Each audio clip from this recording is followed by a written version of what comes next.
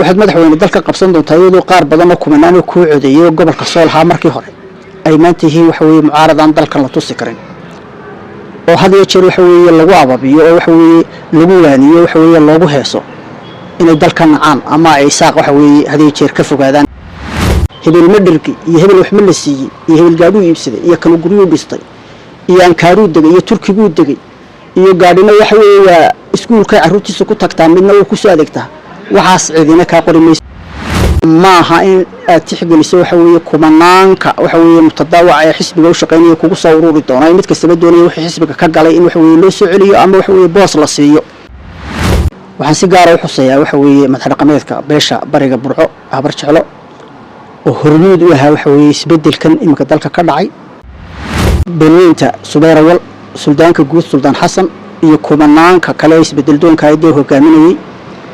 baayaduna waxa weeye u muuqanayay qaar Soomaaliland wanaageeda ka talinaya samaroonku isagu waxa weeye markaynu eegno waxa aynu oran karnaa waxa weeye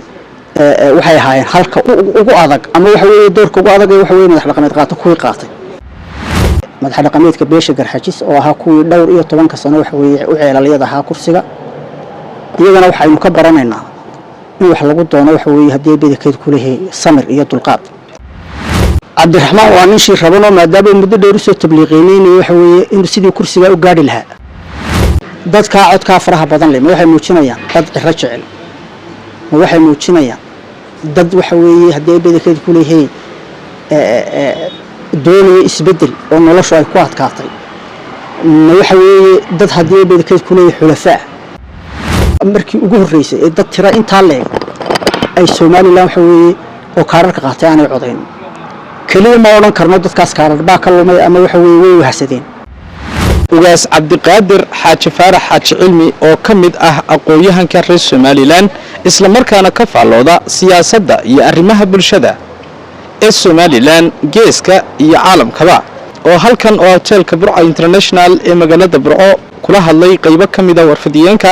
ayaa ka hadlay doorashooyinkii ka qabsoomay Soomaaliland ee madaxtooyada iyo sidoo kale xisbiyada qaranka ugaas Cabdiqaadir ayaa waxa uu ka hadlay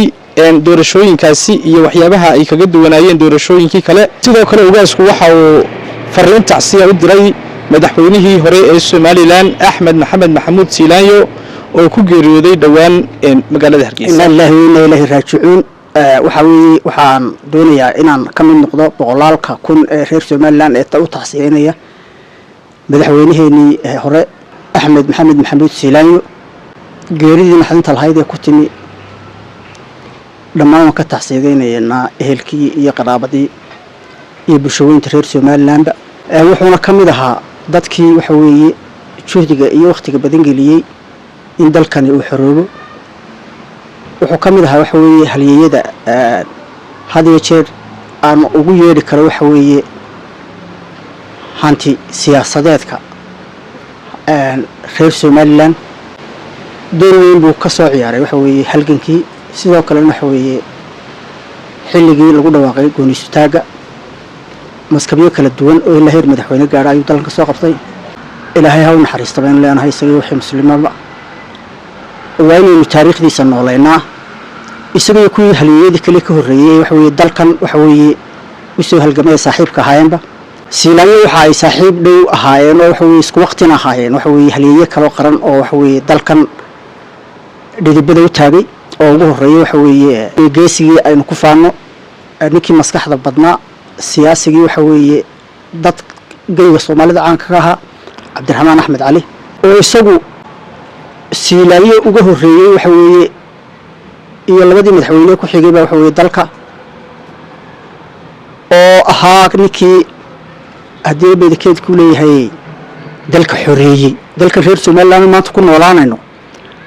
Cabdiraxmaan Axmed Cali ayaa xoreeyay isaga ayaana ku dhawaaqay gooniistaaga Soomaaliland sidii kuwa hore ay taariikhdooda u nooleynayna baynu Siilaanyo u nooleynayna dhamaantoodna waxa weeye waynu ducaynaynaa ilaahay waxa weeye naxariista jannaha siiyo abqarigii kala siyaasadda waxa weeye Soomaaliland maamulkeedii dawladeedkeeda ama qaab dawladeedkeeda u taagay waxa weeye dhidibada isaguna waxa weeye kamid ahaa Maxamed Raaci Gaal qodobka labaad waxa weeye waa mahadnaq waxaan u mahadnaqayaa madaxweynaha jamhuuriyadda Soomaaliland ee imika kursiga haya Muuse Biixi Cabdi waxana uu qabtay waxana uu gaari waayay waxay imika anigu aan halkan ku xusayaa waxa weeye dhowr qodob siiba laba qodob oo legacy-ga u gali doono lagu xasuusan doono waxa weeye labadii doorasho ee waxa weeye ay imika ka soo gudubnay ee saarka tii hore ee doorashadii golaha wakiilada iyo golihii dowladaha hoose iyo tan imika waxa weeye madaxweynaha qaranka loo tartamayay isla markaana la soo saarayay ururadii waxa weeye 10 sano soo socda dalkan waxa weeye deematali laha ama hogaamin laha runtii waxaynu rajaynaynaa waxa weeye madaxweynaheena Muuse Biixi Cabdi in isaga laftiisu waxa weeye uu taariikhda ku gali doono wixii uu qabtay waxaynu kaloo doonayaa inaan u mahadnaqo waxa weeye Cabdiraxmaan Maxamed Cabdilaahi Ciro oo la filayo inuu laftiisu noqdo madaxweynaha lixaad ee Soomaaliland Cabdiraxmaan waa nin shir rabano maadaama muddo dheer u soo tabliiqeynay waxa weeye inuu sidii kursiga u gaari lahaa isaga iyo beeshiisu muddo dhowr iyo 10 sano already waxa weeye waa nin siyaalo badan loo shirabay waxyaalaha dadka reer Soomaaliland u qoran waxa weeye ay had iyo jeer kaga sheekeeyaan waxa kamid ah inuu leeyahay 4 calaamadood oo ah dad isku wad haddii beedkeed ku leeyahay dulqaad iyo samir iyo hibe Ilaahay u siiyay waxa weeye muddo dheer dad kala duwan dhageysan karo waxa weeye uu weeraan karo waxa weeye waxay doonayaan isaga inuu waxba umaynaan dhiibin laakiin kuwaasi waa already qodobo waxa weeye u galay taariikhda de markuu kursiga ku fadhiistana bulshada reer Soomaaliland baa waxa weeye insha Allah xisaabin doonta wax qabadkiisa haddii doo wax qabtana waa alxamdulillah haddii kalena waxba kama duwana madaxweynayaasha hore ee reer Soomaaliland de kuwa waxa weeye haddii beedkeed ku leeyahay u codeeyay ayuunba ku mudaharaadi doona insha Allah waxaan filaynaa in Ilaahay ku guuleeyo oo uu dhaxda xidho waxaan kaloo doonayaa inaan u mahadnaqo waxa weeye toddobadii urur iyo saddexdii xisbi qaran 10kaas madaxdoodii oo runtii waxa weeye ahaa jilayaashii waxa weeye 13 November doorashadeedii ka qayb galayay waxay la tahay saddex un baa laga doonayaa inta kale waxa weeye soo bixi weydana insha Allah waxa weeye waxaynu rajaynaynaa guul ama waxay noqon doonaan kuwa dadaan reebtay oo waxa weeye ama arrimo dhaqaale iyo waxa weeye wixii la mid ah ku haray laakiin dadkooda u daacay iyo dalkooda u daacada ama waxay noqon doonaan kuwa markii horeba waxa weeye si khaldan loo sameeyo waxa weeye marxaati beena furay halkaas ku cabi doona waxaan kaloo waxa weeye doonayaa inaan u hambaliyeeyo madax dhaqameedka oo door muhiim ah ka qaatay doorashada reer Soomaaliland runtii oo isbaar eegtay oo waxa weeye aad meelaysay waxa weeye inay ka duwanaayeen noocyadii ay u hadli jireen ama waxa weeye ay uga qayb qaadan jireen doorashooyinkii hore ma kala reebi karno mana wada dhameyn karno inaan halkan ku magacaawno waxaan si gaar ah u xusayaa waxa weeye madax dhaqameedka beesha bariga Burco habar jeclo oo hormuud u ahaa waxa weeye isbedelkan imika dalka ka dhacay oo runtii waxa weeye cidyaha ku dagaalamayay oo waxa weeye dadka u sahmiyay oo raray oo ka run sheegay oo bulshada reer Soomaaliland inteeda kale oo dhan waxa weeye waxa tusaale aad baan ugu mahadnaqayaa deewaana kuwii waxa weeye ku guuntaday markii waxa weeye xooga geysdiidaya waxa weeye ay dalka dagaalo sokeeye gelin gaareen waxay ahayn kuwii haddii beedkeed ku leeyahay buuriya banaanba dadka bay ka soo dejiyay waxa weeye kala xukumay aad bay u mahadsan yihiin doorkoodaas halka ka sii wada baynu leenahay insha Allah belinta Subayrawal suldaanka guud Suldaan Xasan iyo kumanaanka kale isbedel doonka ay hogaaminayay baayadina waxa weeye u muuqanayay qaar Soomaaliland wanaageeda ka talinaya sidoo kale saldanadaha Arab ugaasiyada salaadiintoodu waxa weeye doorkoodii lama ilaabi karo samaroonku isagu waxa weeye markaynu eegno de waxa aynu oran karnaa waxa weeye waxay ahaayeen halka ugu adag ama waxa weeye doorka ugu adag waxa weeye madax dhaqameed qaato kuwii qaatay ilaa de ugaaskoodu dabameerka hayde waxa weeye waxa uu ka taliyay aad moodayso in Soomaaliland de wanaageeda waxa weeye iyo haddii beedkeed ku leeyahay in ay waxa weeye si doorasho xor iyo xalaal qabsato dadkii ku soo biiray bu kamid aad iyo aad baan ugu mahadnaqaynaa waxaan kaloo ku sii ladhi lahaa inta iyaga laftooda waxa weeye sharaf iyo waxa weeye karaamo mudan in loo hambaliyeeyana waxa weeye ay muhiim tahay waxa weeye madax dhaqameedka beesha Garxajis oo ahaa kuwii dhowr iyo 10 sano waxa weeye u ceelaliyada ahaa kursiga iyagana waxaynu ka baranaynaa in wax lagu doono waxa weeye hadii beedkeed ku leeyahay samir iyo dulqaad waa beeshii ugu horeysay waxa weeye 15 sano waxa weeye kursi madaxweyne raadinaysay waxaan leenahay idinkuna waa mahadsantiin hadii ilaahay ku guuleeyay waxa weeye dalka waa in isbedel ka samaysan waa in isbedel waxa weeye la idinku xasuusto kuwii hore ee waxa weeye laba dareeyay aan samaynin mid ka badan waynu samaynaa insha Allah saxaafadda runtii lafteeda laba ilaabi karo doorkeedii aad iyo aad baan ugu mahadnaqaynaa bulshada waxa weeye si wanaagsan bay ugu adeegeen waxaynan kale waxa weeye iyaduna qaybaha bulshada kamid ah waxa weeye fanaaniinta oo wadaniyadii dalka soo nooleysay oo kumanaan iyo boqolaal kun oo dhalinyaro waxa weeye dibadda u soo saartay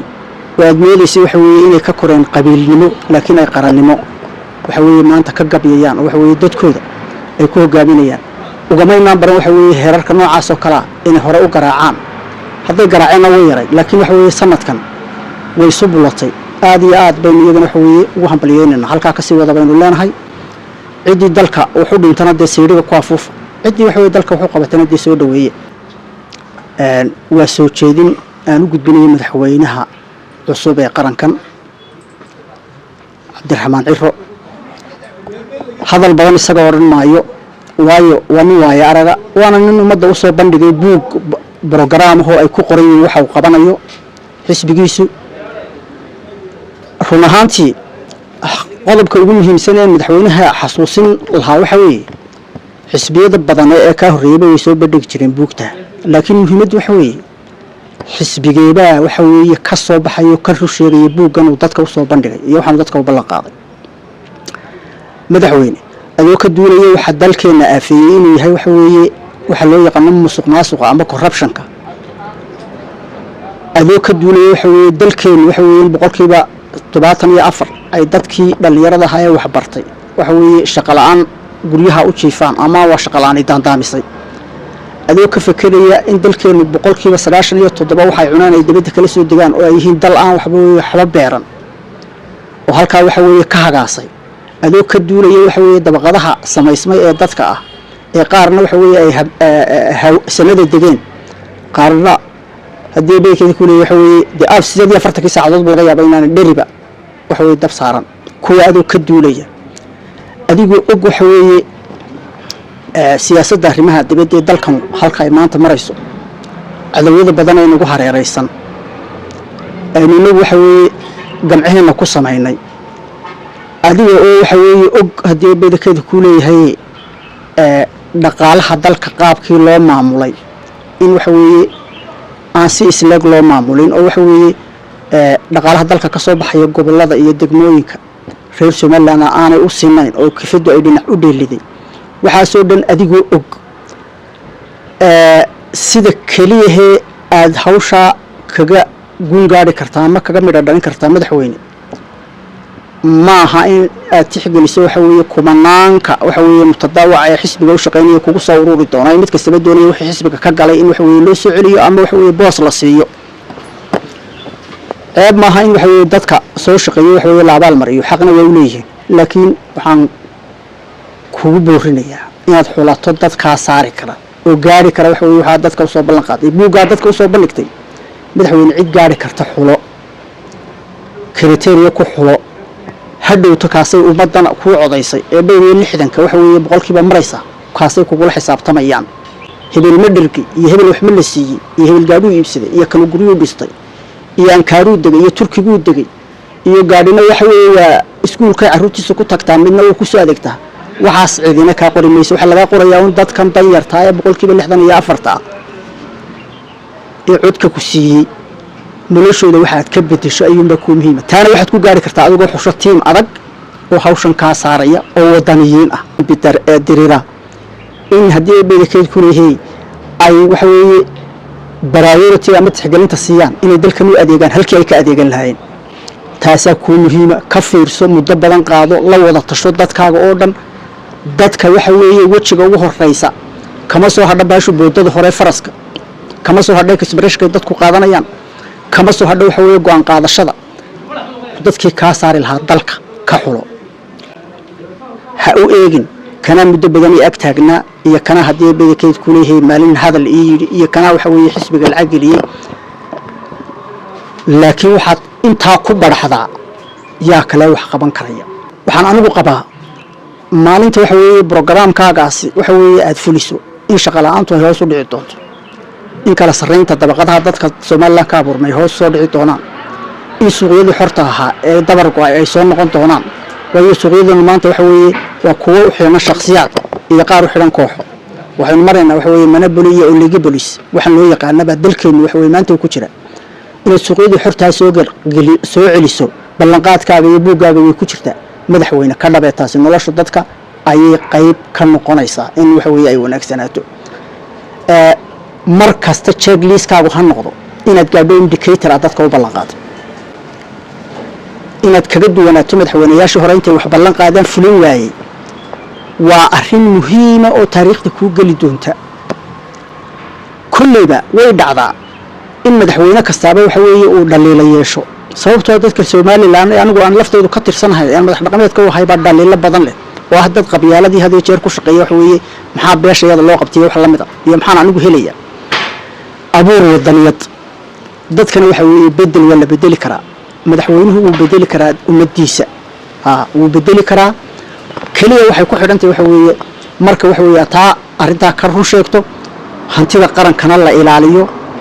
lana arko waxa weeye dad hantida qaranka waxa weeye hadii bedelkeed ku leeyahay ku takrifalkoodii dad waxa weeye lagu abaalmariyay taasaan waxa weeye madaxweynaha soo jeedinaya waxaan ku soo gunaanadayaa waa corruption xanuunka dalkeena haya ma hadad la'aan ma dhaqaale la'aan ma hadal yaraan ma hadad hadii bedelkeed ku leeyahay dadaan tacliil lahayn ma haysan waa corruption kana madaxweynaha ka saabay wuxuu lahaa waa la dagaalamaya welina xididadu goosto waana ka inflation maanta boqolkiiba 7 kordhay 6 bilood gudahood hawlaha soo dhanba ku sugaya ilaahay waxa weeye ku guuleeyo taas baan waxa weeye kula dardaarmaya waxa kale runtii iyaduna muhiima inaan wax ka sheego dhowr qodob waan arko in ay tahay casharaan ka baran karno waxa weeye doorashadeenan imika inoo qabsoontay waa ma kaga duwanay doorashooyinkii hore mid weeye horta waa doorashadii ugu cod badnayd ee codkii ugu badnaa abid lagu kala helo reer Soomaaliland dadka codka faraha badan leh waxay muujinayaan dad ciro jecel waxay muujinayaan dad waxa weeye hadii bedelkeed ku leeyahay doonaya isbedel oo noloshu ay ku adkaatay waxa weeye dad hadii bedelkeed ku leeyahay xulafaa sida doonta uga jawaab waxa hubaala dadkaasi inay u badan yihiin danyarna waxay u baahan tahay waa la garanaya waxa kale doorashadan ay caam ku ahayd waa doorashadii dadkii ugu badnaa reer Soomaaliland aan codeynin waa markii ugu horeysay ee dad tira inta leeg ay Soomaaliland waxa weeye oo kaararka qaatay aan codeynin kaliya ma oran karno dadkaas kaarar baa ka lumay ama waxa weeye way wahsadeen laakiin waxaan oran karnaa in badan oo bulshadeena kamid inay ka qanceen doorashooyinkeen oo waxa weeye Soomaaliland nimadii iyo wax la bedeli karo ay u arkaan midaan suurtagal ba ka ahayn waxa weeye dalkan madaxweyne dadkaasna soo noolay qalbiyadooda haddii waxa weeye qalbiyadooda la soo noolayo dadku iyaga codeynaya ayaa insha Allah la arki doona arrinta kale doorashadana waxa weeye ay la yaabka ku lahayd waxa kamid ah wadaniyad baa muuqanaysay waxa muuqanayay dad aan cirana jecelayn buusa bixina jecelayn laakiin wadanka jecel oo u ooleenayeen isbedel dhaco kelmadda halayska ahayd ugu muhiimsan waxay isbedel oo dad badan wax weey kasbatay runtii taasina waa muhiim waxay ahayd doorasho beelihii oo dhani badankoodii ay jaw wada socdaan qodobka kale waxa weey dheeraadka waxa weey taa ka soo baxay waxay kamid ahayd doorashadan ay kaga duwaneed kuwii hore inta badan oo caalamka ah waxa weey ku qasbanaaday waxa weey inay ka soo qayb galaan oo Soomaaliland sheegaan waxa xaqiiqadii ka jira runtii doorashadii inoogu hambaliyay inay si wanaagsan inoogu dhacday laakiin doorashadu inay si wanaagsan inoogu dhacday madaxweyne la soo baxna ma kaliya waxaynu u soconay waxaynu soo bixinay isbedelkuna waxa weeye nolosha dadka aqoonta dadka hadii bedelkeed ku leeyahay iyo in waxa weeye dalkani uu garto cadawgiisa intaas waa muhiim qodobka ugu dambeeya waxa weeye qodobka nabadgelyada wuxuu xusayaa waxaad madaxweyne dalka qabsan doontaa iyadoo qaar badan oo kumanaan ku codeeyay gobolka Sool ha markii hore ay maanta yihiin waxa weeye mucaaradan dalkan la tusi karin oo had iyo jeer waxa weeye lagu ababiyo oo waxa weeye lagu waaniyo waxa weeye loogu heeso inay dalkan nacaan ama ay saaq waxa weeye had iyo jeer ka fogaadaan iyo ereyal lamid adiga waxaasi ma hawl ku taala waxaan doonaynaa inaanad colaad ka shaqeynin waxaan doonaynaa inaynan cidna weerarin wixii waxa weeye qaranku ka fursan waayo mooyaan waxaan doonaynaa dalkan inaad bedesho oo dalkan markaad bedesho cid kasta oo nolol doonaysaaba waxa weeye ay soo kulaasho ay timaado haddii dalkan waxa weeye wax laga qabto oo madaxweynayaasha waxa weeye dalka reer Soomaaliland gaar ahaan ban nimankan isaaq ah waxa weeye kursiga u badan haday dalkan wax ka qaban lahaayeen dalkan waxa weeye dadka Soomaaliyeed oo dhan waxa noqon lahaa waxa weeye meesha ay soo higsadaan ay kulaalaan laakiin markii uu noqday waxa weeye gabaahiir dadkana weerar uu la geliyo 30 sanado loo tilmaamay in geed hebel iyo xariiq hebel ay gaadhno dalkii wuxuu noqday faqri wuxuu noqday mid burburay wuxuu noqday mid isnacay wuxuu noqday mid haba yaraatay waxa weeye aan buuxin karin kaalintii laga filayay wuxuuna noqday mid waqtigii xorta ahaa iyo waxa uu qabsoomay ay aad u kala fog yihiin fahmi kaysa xirsi bulsha TV Bro